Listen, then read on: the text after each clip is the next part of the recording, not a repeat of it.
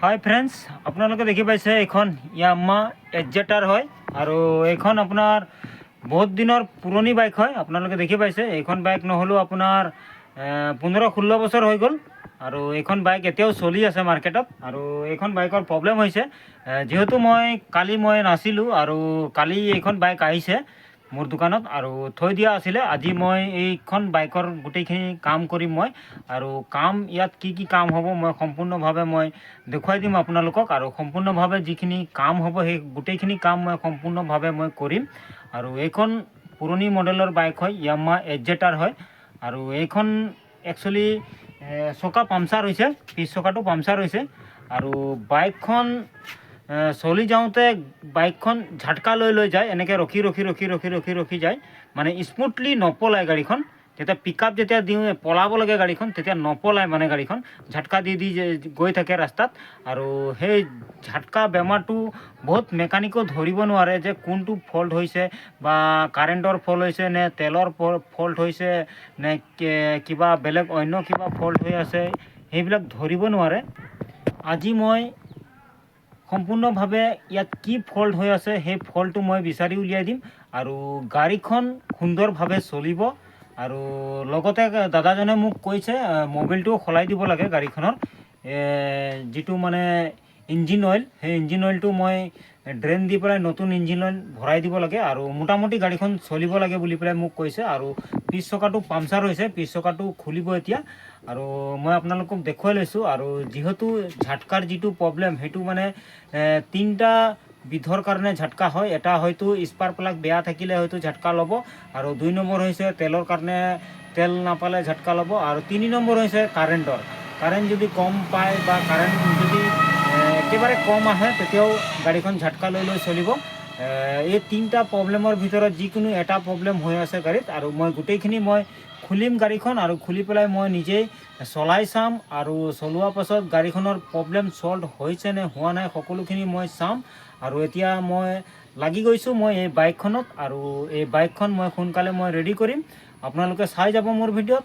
আপোনালোকক আশা কৰিছোঁ মোৰ যিটো ফেচবুক পেজ সেই পেজখন আপোনালোকে ফ'ল' কৰা নাইতো আপোনালোকে ফ'ল' কৰি ৰাখিব, যাতে আপোনালোকৰ বাবে হয়। আৰু আপোনালোকে যিহেতু কাষ্টমাৰ হয় আৰু আপোনালোকে যাতে কাষ্টমাৰবিলাকে হয়তো প্ৰব্লেম হৈ থাকিলে ধৰিব নোৱাৰে বা মেকানিকৰ ওচৰত লৈ যায়, কেতিয়াবা হয়তো ঘৰতো আপোনালোকে ঠিক কৰিব পাৰিব। যদি ৰেঞ্জ পাতি যদি 2-এটা থাকে তেনেহ'লে আপোনালোকে ঘৰতো আপোনালোকে ৰেডি কৰিব পাৰিব বাইকবিলাক। আৰু যিহেতু ডাঙৰ বেমাৰ হ'লে আমি ডক্টৰৰ ওচৰত যেনেকৈ যাওঁ, আজি সেই ডক্টৰৰ ওচৰত তেনেকুৱা সেই বাইকখন মোৰ ওচৰত আহি পাইছে আৰু মই সম্পূৰ্ণভাৱে মই কমপ্লিট কৰি দিম। আৰু সেই বাইকখন মই ৰাস্তাত মই চলাম, আপোনালোকে চাই যাব। এতিয়া বলক আমি ভিডিঅ'টো আগলৈ লৈ যাওঁ আৰু গাড়ীখন খোলাখুলিৰ আমি ব্যৱস্থা কৰিম। আৰু যিহেতু যিবিলাক কাম মই এতিয়া কৈ দিলোঁ সেইবিলাক কাম মই সম্পূৰ্ণভাৱে মই কৰিম। কাৰেণ্টটো চেকআপ কৰিম আৰু পেট্ৰল আহিছে নাই সেইখিনিও মই চাম, আৰু স্পাৰ্ক প্লাগো চাম কিহৰ কাৰণে প্ৰব্লেম হৈ আছে গাড়ীখন। আপোনালোকে যোগাযোগ ৰাখিব মোৰ ভিডিঅ'ত। ফ্ৰেণ্ডছ মই চকা খুলি দিলোঁ, আৰু যিহেতু চকা পামচাৰ হৈছিলে আৰু এইফালে আপোনালোকে দেখি পাই আছে এইফালে চলিউশ্যন মাৰি আছে, আৰু এইফালে এতিয়া মোবিল ড্ৰেইন দিব আৰু মোবিলটো ভৰাই লোৱাৰ পাছত যিটো প্ৰব্লেম হৈছে ঝাটকা লৈ আছে গাড়ী, সেই ঝাটকাটো ক'ৰ পৰা কেনেকৈ লৈ আছে এইখিনি মই আপোনালোকক দেখুৱাম, আপোনালোকে চাই যাব। হাই ফ্ৰেণ্ডছ, মই মোবিল সলাই দিলোঁ আৰু চকাও মই বনাই দিলোঁ, কমপ্লিট কৰি দিলোঁ, আপোনালোকে দেখি পাইছে। আৰু এতিয়া গাড়ীখন যিহেতু কালি আহিছে ঠেলি লৈ আহিছে, আৰু এতিয়া কাৰেণ্ট আছেনে নাই কাৰেণ্টটো মই চেকআপ কৰিম। আৰু যিখিনি প্ৰব্লেম ইয়াত হৈ আছে গাড়ীখনত সেই প্ৰব্লেমখিনি মই চাই দিম, আপোনালোকে চাই যাব। প্ৰথমতে মই কাৰেণ্টটো মই চেকআপ কৰি ল'ম। এইটো স্পাৰ্ক প্লাগ আছে ইয়াত, স্পাৰ্ক প্লাগটো খুলি পেলাই ইয়াত কাৰেণ্ট আহিছে নাই সেইটো চাই ল'ম। তাৰপিছত পেট্ৰল আহিছে নাই চাই ল'ম, গাড়ীখন ষ্টাৰ্ট হৈছে নাই এইখনো চাই ল'ব লাগিব। আৰু তাৰপিছতে ইয়াৰ মেইন ৰিজাল্টটো ওলাই যাব যে একচুৱেলি গাড়ীখনত কিয় ঝাটকা লৈ আছে, কিহৰ কাৰণে ঝাটকা লৈ আছে, এইটো ৰিজাল্ট ওলাই যাব, আপোনালোকে চাই যাব। হাই ফ্ৰেণ্ডছ, এইটো আপোনাৰ স্পাৰ্ক প্লাগত এইটো কাৰেণ্ট দিয়ে আৰু ইয়াত কাৰেণ্ট আহি আছে, আপোনালোকে দেখি পাব ইয়াতে ধৰে কাৰেণ্ট লাগু দেখিব। এয়া আপোনালোকে দেখি পাইছে কাৰেণ্ট আহি আছে গাড়ীখনত, কিন্তু কাৰেণ্টৰ প্ৰব্লেম একো নাই, গাড়ীখন ষ্টাৰ্ট হৈ যাব। ইয়াত তেলৰে প্ৰব্লেম হৈ আছে চাগে।